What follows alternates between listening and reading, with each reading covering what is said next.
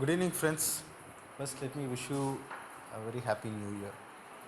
Okay, thank you. So, I am very happy that you have taken this course. And which year are you in? Third year. You both are final year students. Okay. Final year is actually the ideal time to take a course in construction management because you would have gone through the entire gambit of what construction is or all the various activities basically. But I'm sure that all of you know what a foundation is, what a wall and all those sort of things are, because we'll be building on that knowledge for our course in planning. So we'll be looking at some of the construction activities. So without much ado, this is what we define construction as basically. So this is from a book called Robert Peurifoy. So that's one of my favorite authors, in fact, because if you are in a construction site, typically you are going to work with materials and some tools.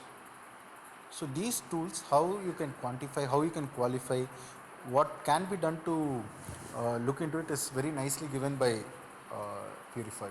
So if you look at this, it is the objective of a design. Okay, so this design, when I call, I will be talking about it as structural design, which is normally what people think design is.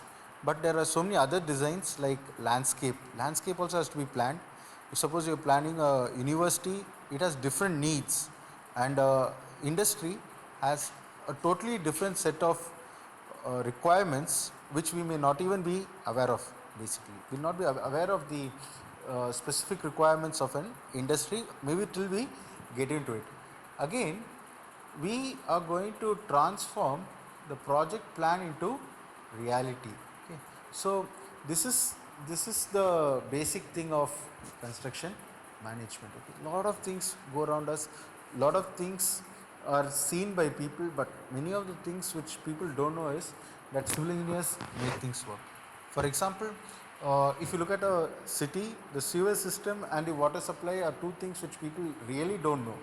They'll come to know about the problems only when there's a flood or some other issue.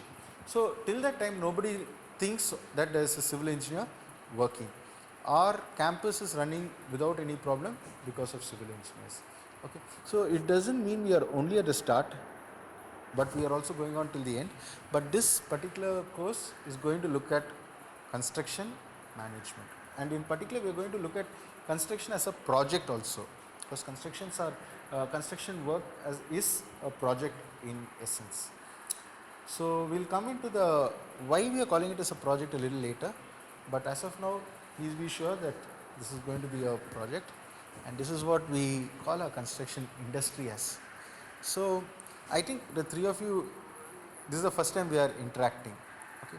Before I joined VIT, I was working in some of the EPC majors. EPC is engineering, procurement, and construction. So end to end, whatever is required is being done by such companies. So whenever I see a project, whenever we have taken a project, I've always found it that it is not the same. We may do two school buildings, but doesn't mean both are the same. You may do two hospital buildings, but they are not the same. So on and so forth. So much so that there's a lot of excitement. Okay. So if you look at some of the civil engineers, even now, Dr. Chandrasekhar, my HOD, is having a project in Nilgiris. He's studying the soil slope failures. So when his team goes there, they got elephants coming in, and that disrupts the work one way, but then that adds to the challenge also. So also whenever we go, we've seen so many things like where there's rain and then there's a threat of animals and snakes and all that, and the fear is real. Again, if you are going to go into an underground shaft, we were in the bulk material handling of L&T, so we used to have a lot of underground structures which were being constructed. So when we go about 3 stories below the ground, you'll really get a different kind of a fear. Okay. So also that's why we say that this is very exciting. It's very dynamic. You cannot say that one thing is going to be the same the next day. Why is it so dynamic? If you we once went to a place in Odisha. place called Kalinga Nagar. We were building a steel plant for Tata Steel. It's going to be the biggest steel plant. I think part of it is already in production stage. So the day we went, they told the laborers are having a strike. You cannot enter the plant. That is, the security will block entry into the plant the moment they announce a strike. You can't go in, you can't come out unless there's very good. Now, what does it mean to a civil engineer? You might have thought, I'm going to do the concreting. You may have the transit mixer outside your site, but then it's not going to happen. So how are you going to overcome that? So you see, each of the thing will be very dynamic. Nothing is going to be the same in the morning and in the evening. You cannot say. For instance, see, I've had some of my former colleagues who have had injury in the site. The moment you have an injury, you will see that the entire mass of the people are going to come and start to fight against you. They're going to fight you. So how are you going to take up a challenge? Now that is not something which we can teach in a course like this. However, what we can do is we can prepare you that such a thing is going to happen. That's the only thing which we can do in a course of this nature. But it means that you need to have that many skill sets built into you which you can develop here. Again, if you look at a civil engineer's job, it's not a 9 to 5 job. It's something which is much beyond this 9 to 5, and we don't have, you ask any civil engineer, they'll definitely tell you that we don't have a starting time, we don't have a finish time. It's just that we need to have the job done. Again, the last thing I have put male dominated. Even now if you look at the class, you can look at the female population which is here. This industry in particular is highly male dominated because probably of the nature of the job also, where women may not be encouraged in the Indian context. I'm very specific. But of course, even if you look globally, not many women are in the field. So this is the basic thing. So we are going to go into what we are calling as the construction industry. Okay, so God forbid that you guys are going to go for some IT company or something.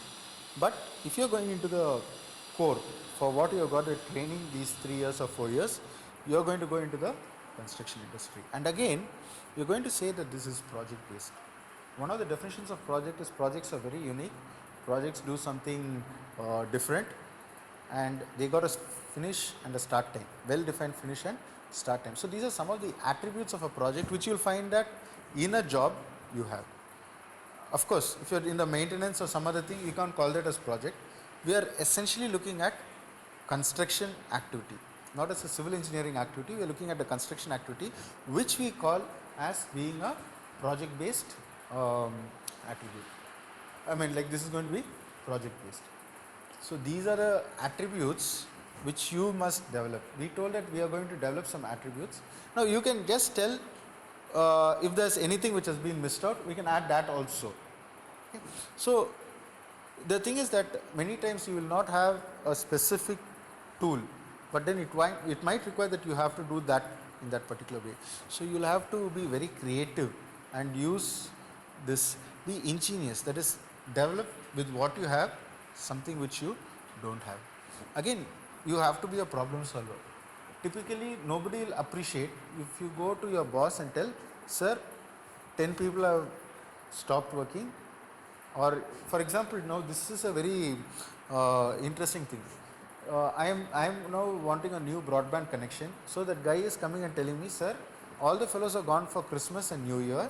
They'll come only around 5th. This is the general way they work. Now this happens in every construction site. Be it whether you are in Andhra, whether you are in, you have Madhya Pradesh, you will find that there are certain festivals people will not be there. Diwali, for instance, you should not have any important work. If you have, it's not going to happen. Same thing, like if you are going to look at Andhra and other states, this Sankranti, Pongal and all these things are very important functions, because most of the construction laborers are from some sort of agriculture background. I mean, because the agriculture failed, but for them this Sankranti or Pongal is a very important function. So they would not be there at the point in time when you are looking for them. So this is something which you have to know. But other things are there where like you are having a rain induced problem. So how are you going to solve that problem? That's something which you have to think about. You have to take risks, but there's something called calculated risk. Going stupidly and saying that I'm going to be Superman.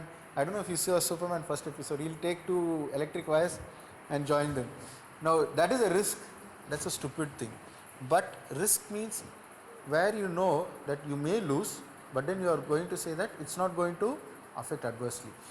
That taking a risk comes only when you are having the support of your boss.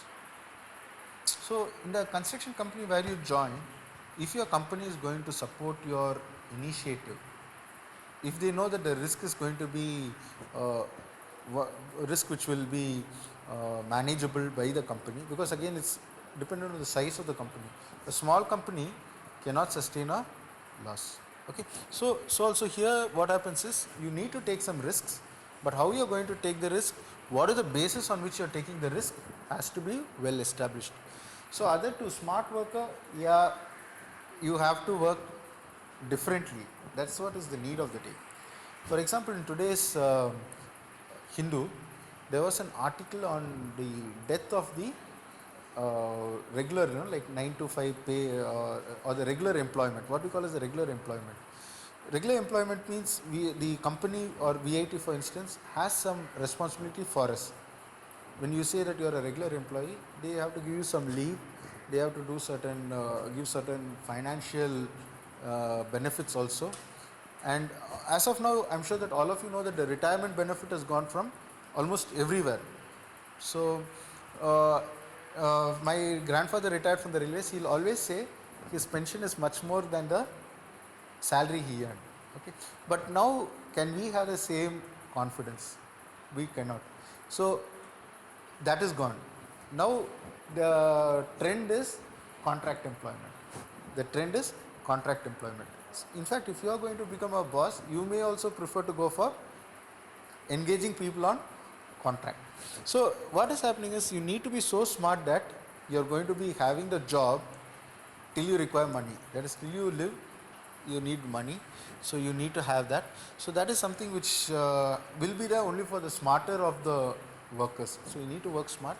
You have to be tech savvy. What do you mean by tech savvy? All of you, I'm sure, are much more tech savvy than us, in the sense that the advent of the computer was a game changer. Till then, all of them were using the drafting tools, and the computer analysis was a game changer. So people had to adopt. Today, what is happening is we are having the tablets being introduced into the construction site. That means the moment a change is done somewhere, it should be getting reflected. L&T was wanting to introduce tablets to the field engineers. Okay, but I don't know what stage it is in. Again, if you go to a company like Saipem where I was working last, the design is being done in different geographic locations. It will be done almost around the world, and it would be such that a person who works when the sun sets, he will have to follow certain rules so that a person in the next time zone is just able to take the work and do it. So it means that the platforms keep changing. This is BIM, building information modeling. Today they are talking about the sixth degree of BIM, so on and so forth. The amount of computers which are being used is so much that we have to be updated and a little confident in what is being talked about. Okay. Now before we go on, I got a question for you. What is construction management? There are two words, construction and management. So I'm going to just request you to tell me what you think this construction management is. What is construction? Building something, okay. Then don't worry, there's nothing right, nothing wrong. So, and also this is a nice and compact class. So this is construction, building something. Then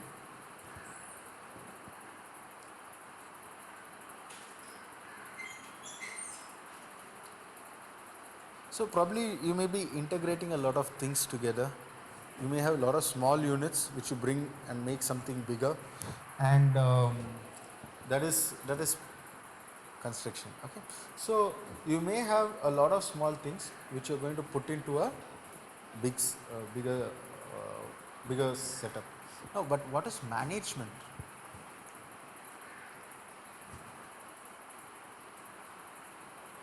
So probably the definition which comes to the mind would be to manage something. So, but what is manage? Arrange in a proper manner. That's a very nice definition. Arrange in a proper manner. Then,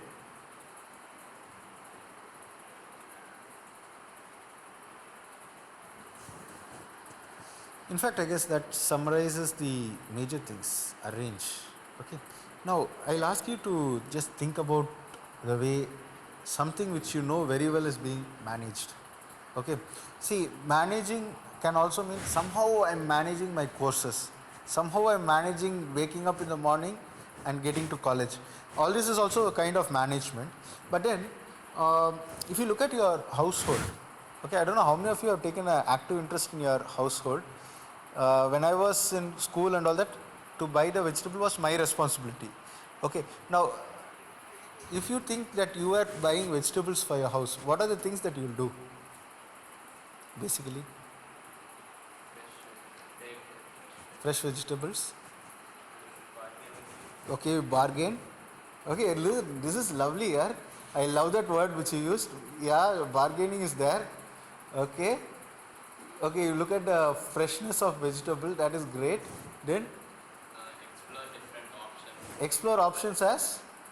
What do you mean by explore options? Ah, yes, explore options. Then alternatives. Okay, I'll just put it as explore options, but I'm putting alternatives also. Then see, one of the major things which I will say is, first you have to identify the vegetables which you require. Okay, for example, if Christmas we had biryani, I should buy tomato and onions at least in good quantity and think of the rest of the stuff. So you need to know what you are going to buy and the quantity which you require. Okay, so if you look at your construction project also, these are the essence of the things which you do. In fact, management, I must confess, is is done every day by every person with or without your knowledge. Okay, so this principles what you have been observing from your babyhood. Okay, in fact, a baby, my son, when he is hungry, he knows that if he cries, he is going to be given attention. That's the way he manages his world.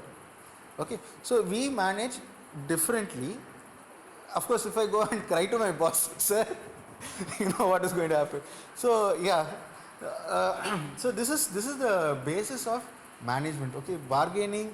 We have what is known as a vendor registration process. If you are working for any of the clubs and chapters, you have noticed that you get the quotation from many people. You take it to purchase office. Purchase office is going to do some bargaining. Then only you are going to do. Same thing happens even in civil engineering. Okay. So again, you need to explore vendors. You need to know what is required, when is it required, where is it required. Okay. You cannot say that I am getting steel from say Orissa. I am going to give it in the next nearest place, but when it might be required in Kanyakumari. So where it has to go also is something which you do. Okay. Now I'll just show you the video on construction management which I have, which I wanted to kind of show to you. Let's see. Maybe I have to make it into a mouse.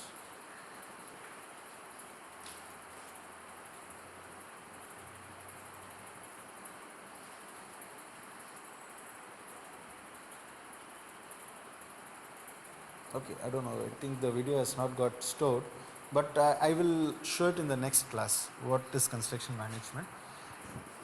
Okay, so these are the players of the industry. These are the people who are there in our industry. I'm just asking you to say hello to all of these fellows. So owners, they are the people who are the ultimate. They are the ones who are paying you money. So if I say owner, it means the person who is paying the money for a job. Second, consultant, he is this owner's chamcha, the one who will go around and say, yes boss, this is what you need. So these two will have very good rapport usually. We are under these two fellows. Whatever these two say, we have to listen. Then only we are going to get paid. Now, these fellows are under us. We will sit on their head, we will squeeze the water from the rock from these fellows. If you can bargain, it is only with these fellows. Just like how we say yes, these fellows will also have to say yes to us. Then we've got the governments and regulatory bodies. In this case, for example, government has given a rule that construction industry is going to go cashless. Every worker in the construction field is going to get paid by cash, by digital form. Now, I will tell you the reality of what I am experiencing. I told my maid servant, please go and open a bank account, we'll transfer funds. No sir, I don't want to do that. They don't want to do that. You are building a house, you go and tell the mason, I'll pay you by check, only by check. Will he come the next day? Or is he going to come at all? So now, this is a very big challenge which, of course, a company like L&T and all those fellows, they will not have a problem. But if you are starting a firm, I am sure that you are going to face that issue. Okay, so this government makes many rules and regulations which we should be aware of as contractors. For example, last year there was a rule that all the construction workers have to get their biometrics done, and then they are trying to make it into a regularized workforce. Okay, so this sort of things is something which you cannot escape because all your decisions are based on them. And again, there are what we call as the regulatory bodies. For example, the number of hours you can make a person work, regulated. The type of sewage which you can dispose from your plant, it is regulated. Type of chemicals which you can bring in is regulated. See, for example, if you are building a hospital and that hospital is having a, say for example like CMC, they are having a cancer unit, then you have to go for the atomic energy department's clearance before you can use some of the equipment. Before you transport some of the equipment, you need to get their approval. So many things go into the regulatory board, or they regulate so many aspects of your life that we cannot say that, sir, I didn't know about this. And these people, they make money from all of them. Law firms, they will go into, if suppose there's a contract that goes, there's something goes wrong, then you will have to be, you're forced to go to these law firms for the way that you're going to see how the solution is going to be worked out. So all these people put together are the players in our industry.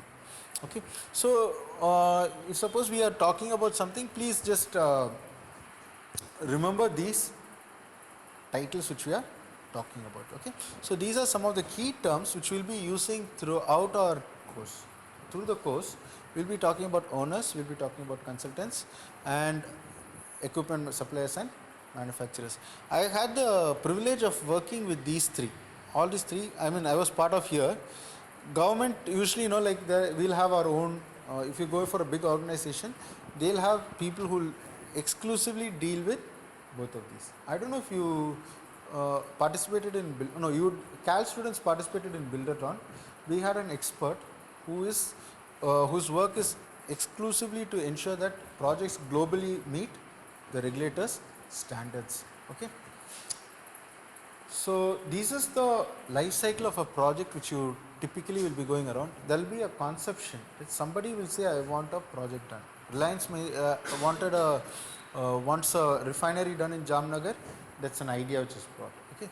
We were working for the Reliance J3 project expansion. So that time, somebody had already got the idea that we are going to expand. Then we go and see whether there's feasibility. Usually this is all done by the owner. He will see whether it's feasible to do that. Suppose you are going to see, for instance, now there is a very big crisis of the oil. 20 years from now, oil is not going to be there. So slowly, if you look at many of the ads, cars are going to electric form. Okay, so it means that if you are going to look at a design, 20 years down the line, there's no point in you investing in a diesel engine manufacturing unit. So you need to have a feasibility study for every project.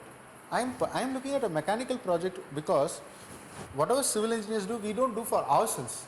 I don't know which factory is there. Maybe I went for a prefabricated yard. That factory is for civil engineers, but there are not that many things which are purely civil engineer driven.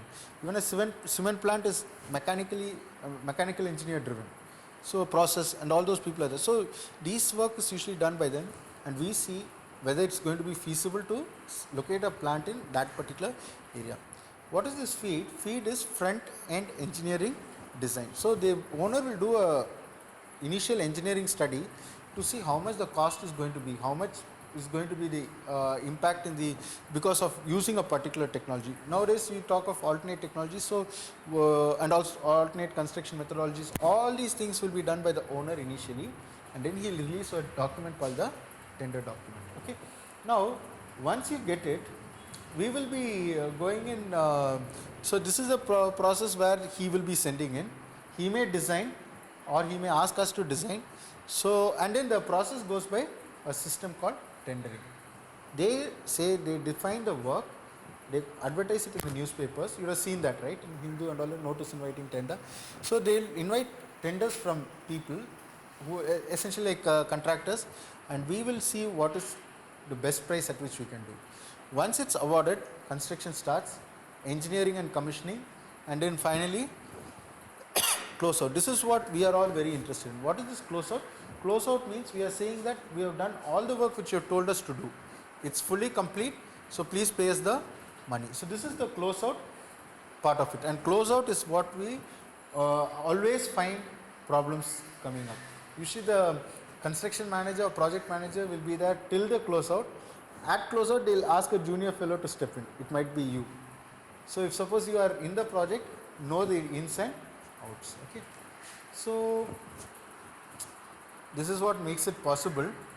Okay, I'm sure that you understand the various construction equipment which is projected here. Again, so you see right from the simplest machine is the wedge. Screwdriver is a wedge, a ramp is a wedge, so on and so forth. Then came the steam powered equipment. Now we don't see them at all. You can see the steam powered pile drivers in cartoons. I don't know how many of you watch Looney Tunes and all that. You'll be seeing that there. And this is what diesel powered machines are everywhere, and all of them will have a hydraulic motor or hydraulic drive. If you see the JCB which is there near the main gate, you'll find that there are hydraulic lines which go to the each part of the arm and boom, whatever. Okay, and hydraulic motors are there in every crane. Okay, they are not usually electrical. Of course, electric motors and drives are also there. And the most important thing today in the digital era is knowledge processing devices. Can you think of some knowledge processing device?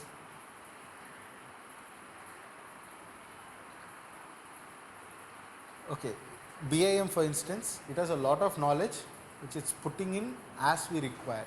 Okay, we will talk about BIM and all that a little later. But your computer, your laptop, your tablets, even your cell phone nowadays, all of them are coming under this. IIT Madras, they were doing a work where they keep the cell phone on the laborer, and then based on what work, I mean, like if it just records the input. All of your cell phones have accelerometers, so they take the input from the accelerometer and see whether he is a carpenter, identifying the work. It means that in the next generation, you may be putting a app on your device. How many hours has he actually been sawing the work? It is possible. It is so frightening. We saw that they gave us an example to show how they are accurately able to identify that he is actually doing a particular kind of work. Again, Google knows where you are. Hola. So, are you in office, out of office? Boss, you are telling you are in office, you are in the cricket stadium. That's how things are coming. So, IT is changing the face of everything including civil engineering. Okay, so we need to be a little aware, and this is important. So here these are the things about construction management. Okay, so if you look at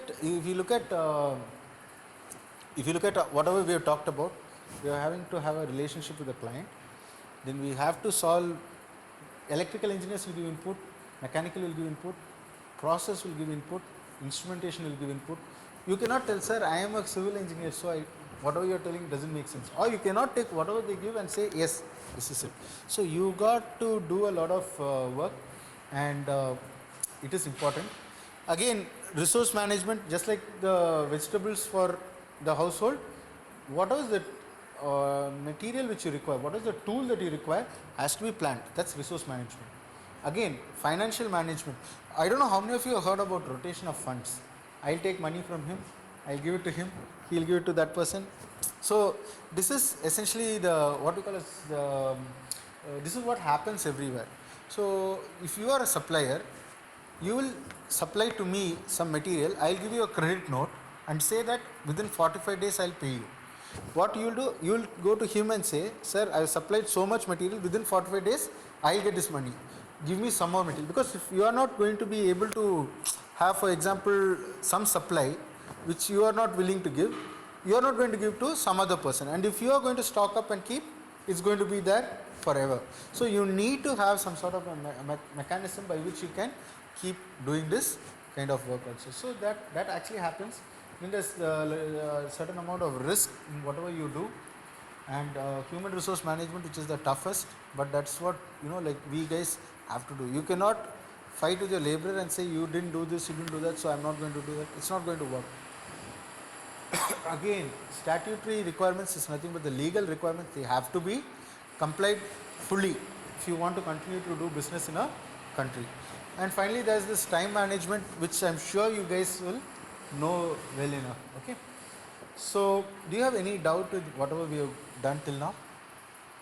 Do you have any point to add? Okay, so I'll just tell you that this is a book which I actually just discovered in our library, and I have taken it out, and I find that it's there in this particular URL. Don't worry, don't take it down. I will share this with you. Okay, so this particular book is really nice. If you look at it, this is by the ILO, International Labour Organization, and it's a very small booklet. I mean, it's around 100 pages. Very interesting reading. At least I found it very interesting. What I'll request you is, please go through this. Whatever we spoke about today is there in that book. Okay. So with this, I'll close today's lecture. We will meet again tomorrow at I think 2 o'clock. Okay. So I will tell about what I require from this course and about other things, because I wanted to do that, but we are running out of time. So we'll stop for now. Okay.